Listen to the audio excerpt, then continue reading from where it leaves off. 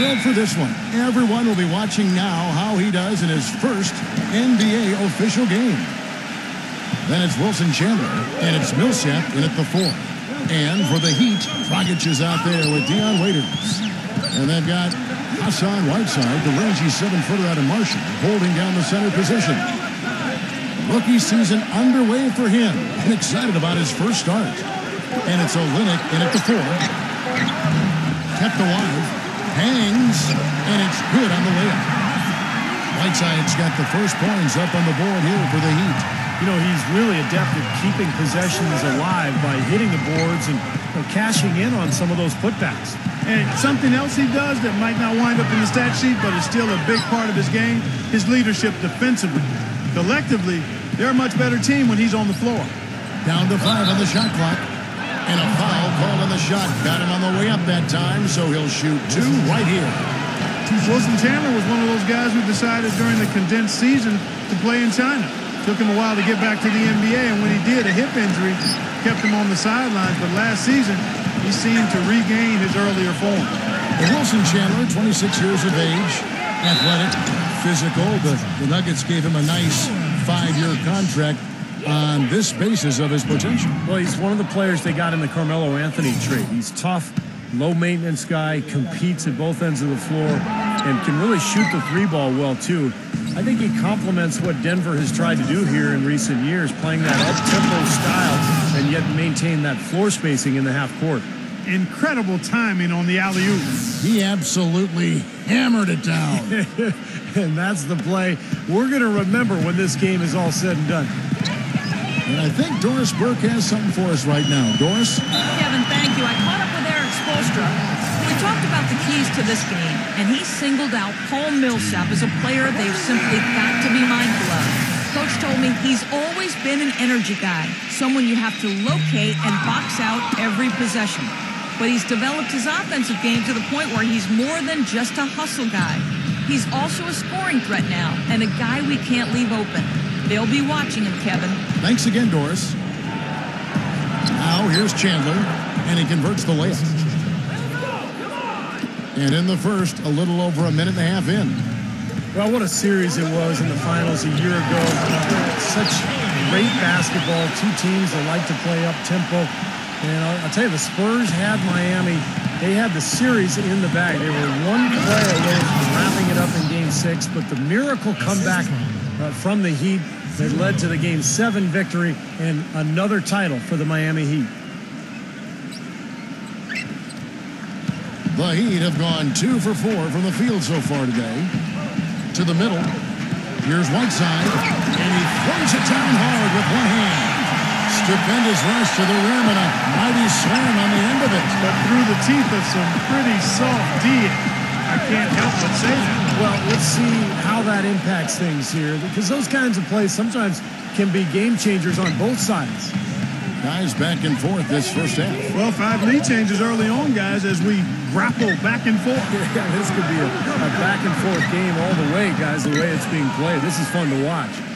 Clark, it was interesting because the games themselves weren't particularly close through the first half of the series, but things started to get really tight when they left San Antonio after Game 5. How about that, Kevin? You talk about things tightening up. We had a game for the ages in Game 6. 28.6 seconds to go. The Spurs +5. Miami needed a miracle, and they found it in the form of timely 3-point shooting and got some help from the San Antonio Spurs missing some free throws. The Game 6 was about as intense an NBA game as you'll ever see. Oh, it was off the charts. Absolutely fantastic.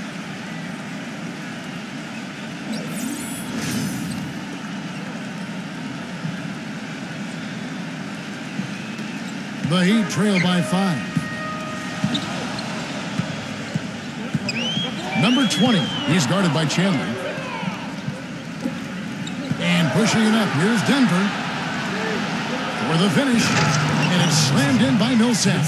Boy, the floor really opened up for him there. It sure did. I mean, that was a very late reaction from the defense there.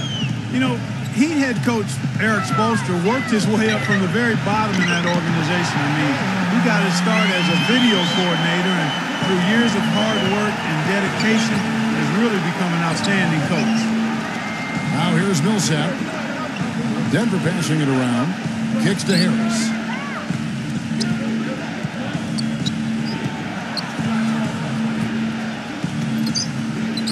Zero. He's guarded by Dragic. Nice hops and determination that time. Clark to get to the rim. We know he can bounce, and right there an example of how dangerous he is when he's got a path to the hoop. And you love the versatility, guys. Being a point guard, and in this situation, they tack on 2 more points, expanding the lead in a pretty deflating way for the defense. Zero. Watch out. Oh, what a throwdown there. Man. All right, well, look at how the hustle game has been going for the Nuggets. They've come out in attack mode defensively, applying pressure and stealing the ball repeatedly. Something else they've done right so far from the get-go tonight is run. I mean, so much of their offense has come off the fast break. The Heat trail by 9. And back to Coach Erik Spoelstra as a guy who got his start as a video coordinator, picking the game apart. Steve, he's very comfortable with the new advanced stat movement, analytics in the NBA. Yeah, and I've had a chance to speak with him quite a bit. He says that the way they use advanced stats is just as a conversation piece in the coaching room. Their analytics department will bring them various information, and it will force them to ask questions, which is very healthy for a coaching staff to do.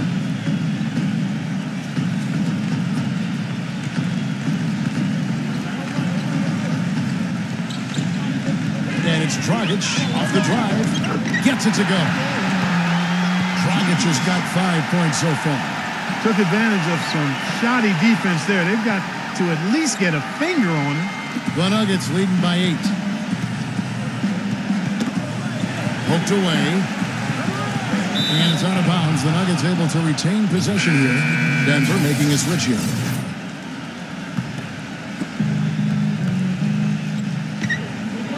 Zero. He's guarded by Johnson. And the basket is good. Got it to go through on the contact, so a free throw coming up. A great opportunity for a three-point play. Some thought the Nuggets might be a dark horse team to get to the Western Conference Finals last season, but they didn't even get out of the first round. They lost to the Warriors, a very good Warriors team in 6 games. Whiteside with it. Covered by Hibbert. Whiteside, good. He's feeling it here to start the game. That's 3 out of 4 already. And it's out of bounds. The Heat will take it the other way. The Heat making a switch here. The Heat trail by 8.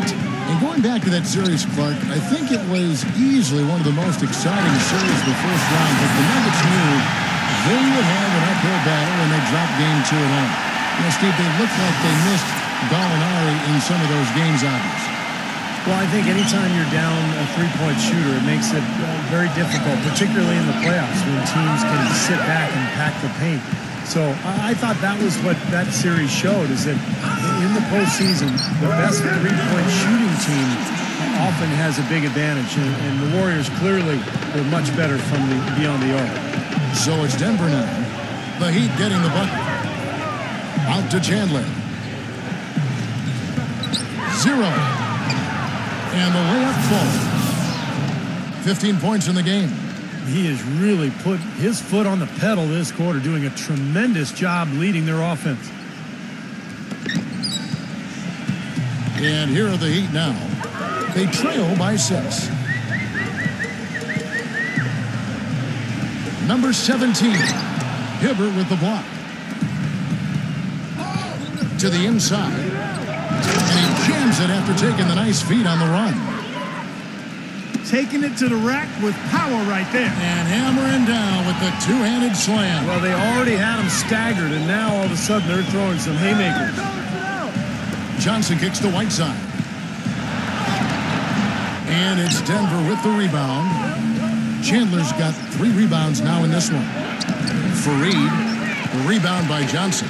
Well, one of his issues is he's a player that just does not excel at fighting through contact on his way to the rim. And pushing it up, here's Denver. And he's going up for the alley-oop. And Fareed throws it down.